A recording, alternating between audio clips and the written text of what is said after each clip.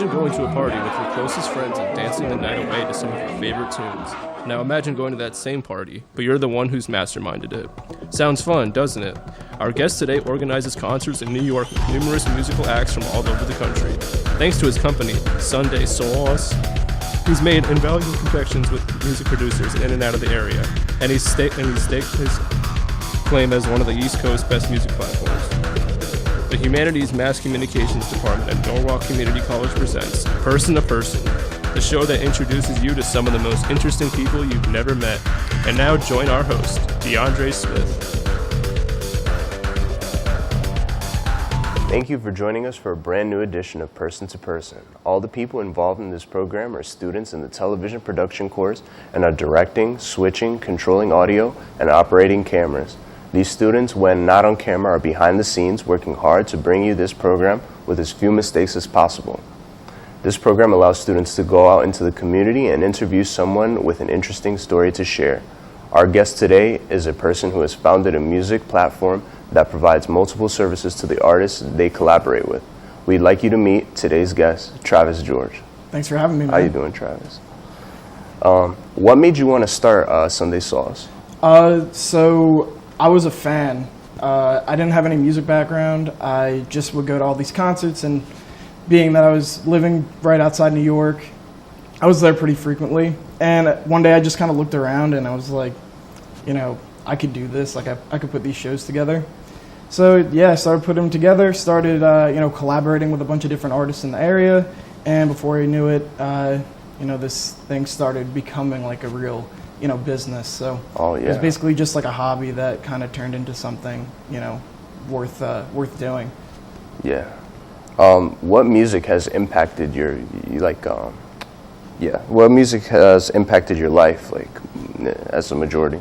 I was definitely influenced by a lot of like hip hop growing up. There's been numerous different phases that different kinds of music just growing up through middle school, high school. But once I got into college, I think I started finding a lot of SoundCloud artists where 2013 SoundCloud was just like popping. I remember that. And it was like Mr. Carmack, Sam Gellatry, and like I started finding a lot of these different artists, and all those guys kind of got me involved just like as a fan. And then the more I was involved and the more I was like on SoundCloud digging for new artists, it was like, wow, like there's so much amazing talent out there, and like now I get to work with a lot of them. Even that's what I do sometimes. Like I'll dig through SoundCloud or something just to find out what's new in the underground and stuff.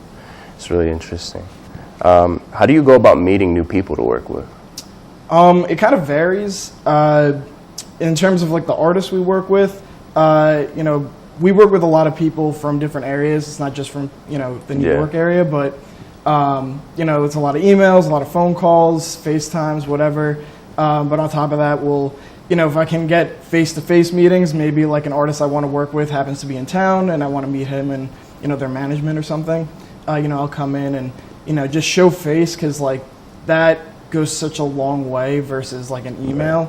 So, to be able to go out and meet people in person is like, if I'm ever able to do it, I will always take the time out to, go and say hi, even if it's for just 10 minutes. And, just so they can know, like, I'm at least taking the time that, I care about them enough to come and say hi instead of just, asking to be on the guest list and like saying what's up, and it's not really like, it's not really like impacting them in any way. So it's like, a lot of face-to-face contact, but also like I try and, hit them up as much as I can online as well. Now, what you do, do you try and do it more locally, or is it anybody that just comes through town? Well, all the shows that we do they're pre-scored in the sense that like everyone that I have that comes in, I've already contacted them and I know they're coming into town because we booked them. When people come into town, it's really just more like a meeting thing. Like I try and just connect with them, but we'll fly guys in from all over. Guys come in from LA, West Coast, a bunch of guys from Canada we've worked with. Oh, that's cool. I think the farthest guy that's come out to work with us has been like the Netherlands and like Rotterdam. So yeah, like guys are like, it's definitely like, it's moving. To be able to, get guys in from all over the place, but to bring them to New York, where the music scene is just so diverse and it's pretty poppin' as a whole. Like, it's definitely, exciting to get all of these guys under one roof. Yeah. Oh, that's actually really crazy, especially the dude flying out from the Netherlands. That's yeah, crazy. It's a lot of moving pieces to get things like that to happen, but it's definitely well worth it in the end. Yeah. What makes you want to work with someone? Like, what kind of characteristics or like their genre? So I'm I'm not crazy picky in terms of the sound. I like to have my taste be the kind of the selling point, right. And that could vary from like the future funk hip hop world, but also into like the more electronic, trap scene. Like, it's definitely pretty diverse. But basically, I want it to be that if people come to our shows or they're listening to our music online, that no matter what, it's kind of like sauce approved, and like it's like no matter who it is, like, and what kind of style it is, it'll be good, and it kind of gives us like that that trademark and like that stamp of approval in a sense that like whoever we work with is dope. It almost sounds to me like it's almost like being a music connoisseur, like you curate different music. The curation aspect of this is huge, especially with shows. Like, you don't want to have a guy who's like super heavy, like hip hop, be like the opener, and then you have like this jazzy like headliner where people are like wanting trap music, like, and vice versa. So, the curation aspect, I definitely want, similar people working with, other similar artists. So. Yeah, so that it all like fits like the vibe or like the mood of your brand. Yep. So what goes on when you're not working with shows or doing live events or something?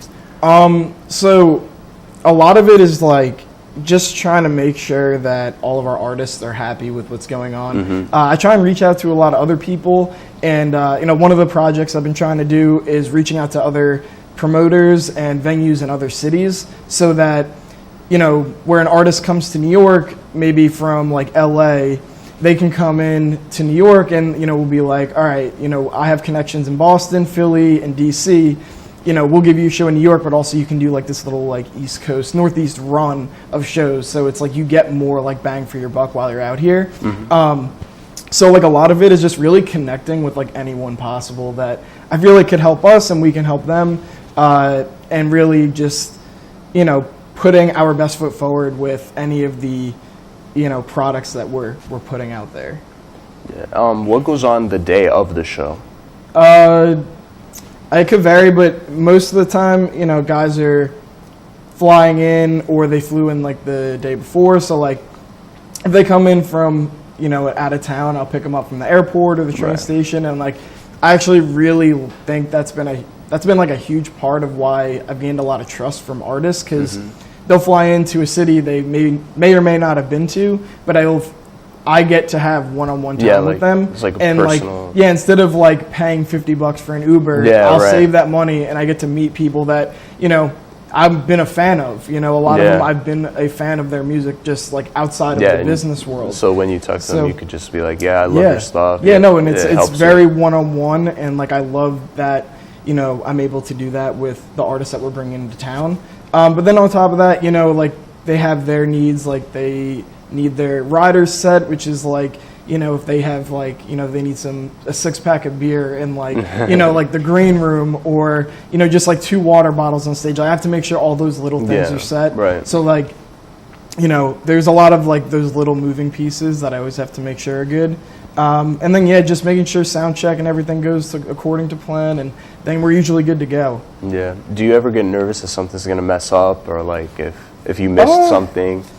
Nah, the only time I got nervous, I felt this one was tough. It's usually with managers, because they're the ones who like are so protective of like their artists, and they're like, of course, they're the ones who don't have they're not afraid to like go out and like kind of rip into you if you are doing something. So I have a problem, but I did have this one issue where I got an Airbnb for an artist, and the Airbnb was just like not good. It was just like a whole bunch of stuff. They were like, he can't stay here for the night, and it was like 11 at night, and I'm like about to go to sleep, and I'm like, all right, now I got to figure this out. So like, it's not so much with the shows, because the shows, like, we just have such good reputations with the places we work with. It's more the stuff that goes on behind, where it's like like that Airbnb situation, just like, you know, one of those things you just hope never happens ever again. And it's you know, just trying to make their stay in New York as nice as possible.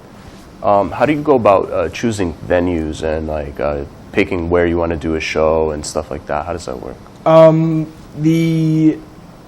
The process kind of varies depending on who I want to book. Also depending on how many tickets we think we can get. You know, if we think we'll only get 200 tickets, we'll do something at like a 200 to 300 person venue, and you know, we can kind of cater it that way. If we feel like we'll get more, we might try and go up to like, you know, maybe a 450, 500 person spot. But predominantly, I try and keep it to where, like, you know, the people we're bringing in aren't as well known, so we can really put them on and like give them a fan base that they didn't have before and help them grow. So we tend to stick to like the smaller venues, and you know, just when I go about picking them, it's really just like, you know, past experiences, reputation, and like just kind of, you know, what are they helping us do, and like also, you know, you have like different door deals, and there's a lot of moving pieces, but basically just, you know, past experiences and the reputation is like definitely huge, especially if I haven't booked there before. Yeah, so it's very strategic, at least from what you're telling me, like how you were talking about like building a fan base. So like you would put it someplace and like more people would in that area would know about it and stuff, right? Yeah, that's really cool. Now, last question. What do you hope to accomplish with the platform? Like, how do you see it growing in the future? You know, that's a question I've very recently started asking, because I think for a while it was just like a fun thing that I was able to do.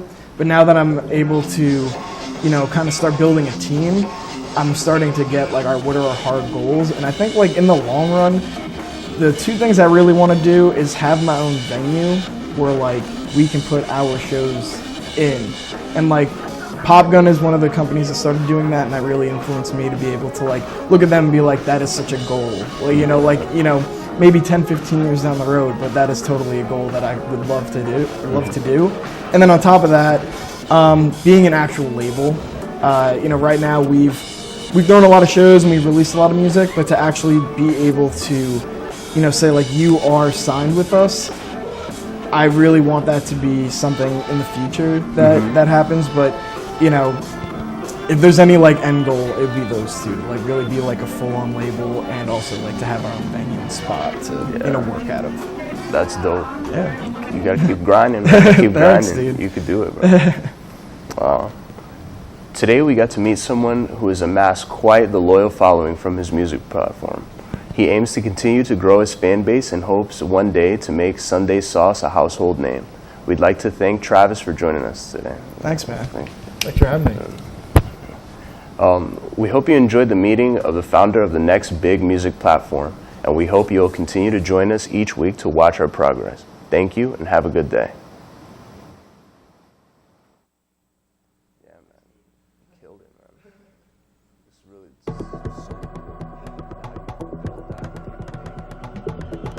This has been Person to Person, your host, Andre Smith. Our guest today was Travis George.